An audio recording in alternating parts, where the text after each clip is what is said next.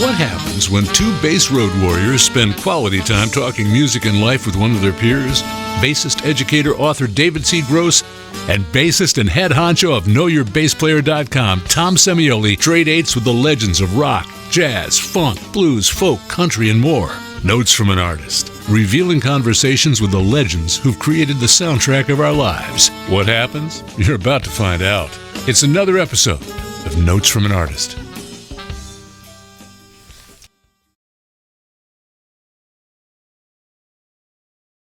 David, let me introduce our audience member to Ian Hunter in case they don't know who he is. He's a singer, he's a songwriter, he's a performing and recording artist, and in his spare time, he was the driving force behind one of rock's greatest ensembles, Mott The Hoople. We're here to discuss the new record, Defiance Part 2, which follows Defiance Part 1, which came out last year. Ian, why the subtitle Fiction on Defiance Part 2? It was their suggestion. It was the last track that was written. It was written not long before we actually, it's the most recent one. Mm-hmm. And I took a while with it and they liked it.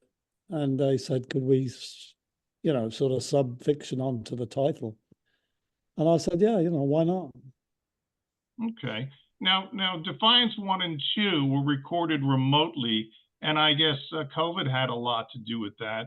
But, listening to both these records, which work as a song cycle, sounds like you guys were all in the same room. Well, these are intelligent people. It's like a question of sending the right track to the right person, or people. Okay. If there's any talent involved, it was doing that, sending. I mean, Bed of Roses 117, Ringo's 117 governor. Mm-hmm. Let's send it to Ringo, and back it comes. Yeah. It was a great experience. It still is, Now, Andy Rourke is your second in command. He's your co-producer. I guess, he's sort of filling the role or actually bringing his own voice to the role that Mick Ronson played. Because I know when Mick passed, you took a couple of years sabbatical, and then you started hooking up with Andy. So talk about your relationship with him. We went to, Steve Holley rang me up and said, why don't you, I'd been off for about 5 years or 6 years, something like that.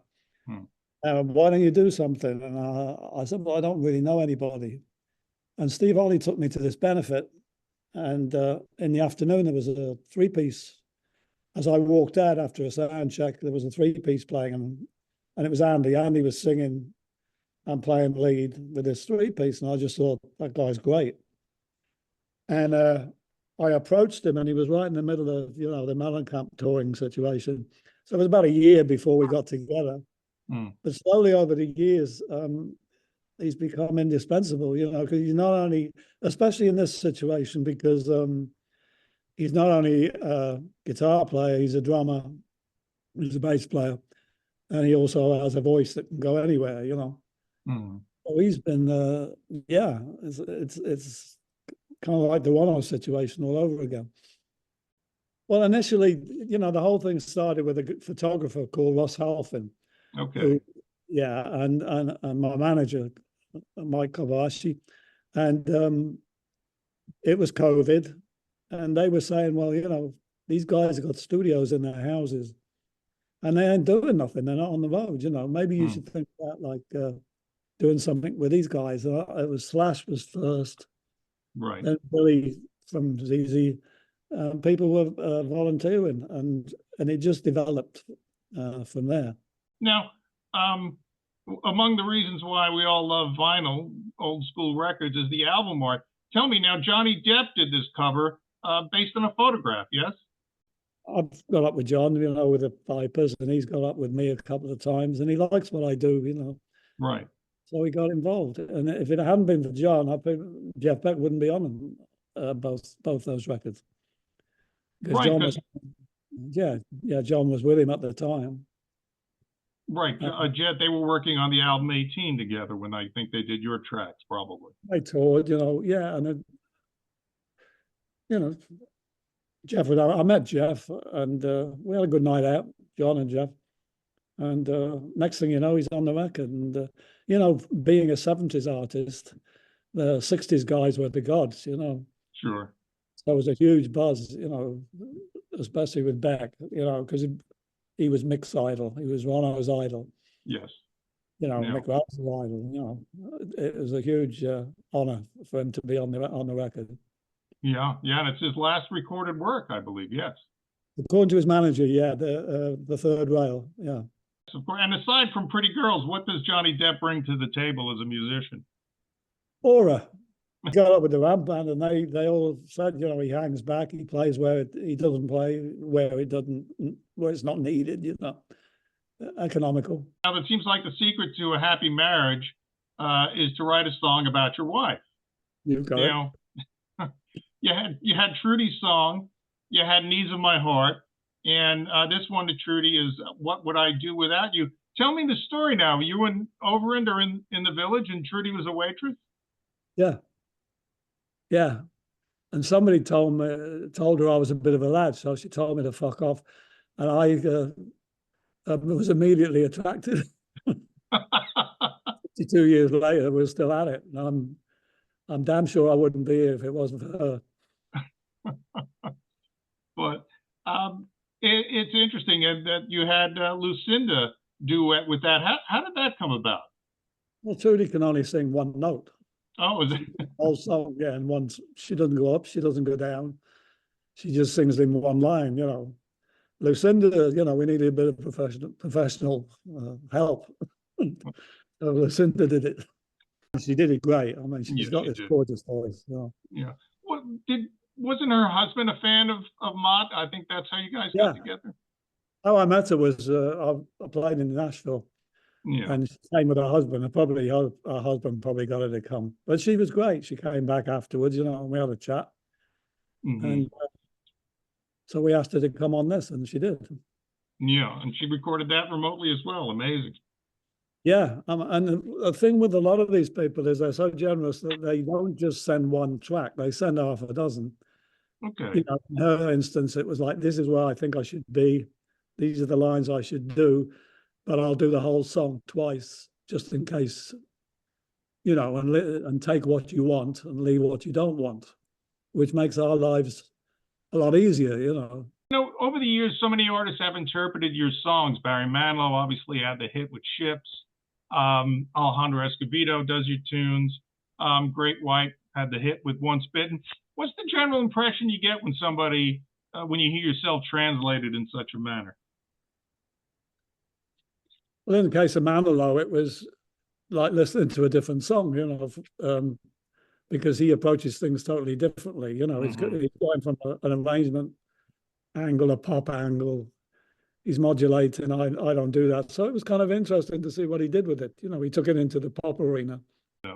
Now, you know, going back when you started with Mott, you were new to the craft of being a frontman. You had a very Dylan-esque delivery. You had the persona. I think Brain Capers was the album when you really started to sound like Ian Hunter. Was that just part of the process of the fact that Mott just toured so heavily that you had to develop your own identity? Well, yeah. I mean, I'd been a bass player before I joined Mott. I joined Mott as a keyboard player and a singer. You're right. That's right. Yes. And I don't know, it just sort of developed that way. And the songwriting, the same thing. I mean, the idea was Pete and Mick were going to do the songs. And then Pete couldn't be bothered. Right. This was before we knew that money was in the publishing. So Pete couldn't be bothered, you know. And so I sort of developed, and then Guy Stevens, the manager at that time, was like, we need a front man. We need, you know, Jaggers out there doing that. And right. So I came off the keyboard and went into the middle, started playing, you know, C, F, and G. But I had been a bass player and like a harmony sort of singer. So when they put me in the lead spot, I figure I've got to go the Dylan route or the Sonny Bono route because they're character singers. I'm not really a good natural singer. And so, yeah, I copped off Bob for a couple of years there, you know, and thanks very much, Bob. And, you know, you start developing your own thing as the Mott songs started to get written, and you get more used to going out live and all the rest of it. And slowly I moved to the middle, and it developed from there. But it was all accidental. Nothing was planned. Yeah. Queen were planned. They were intelligent people.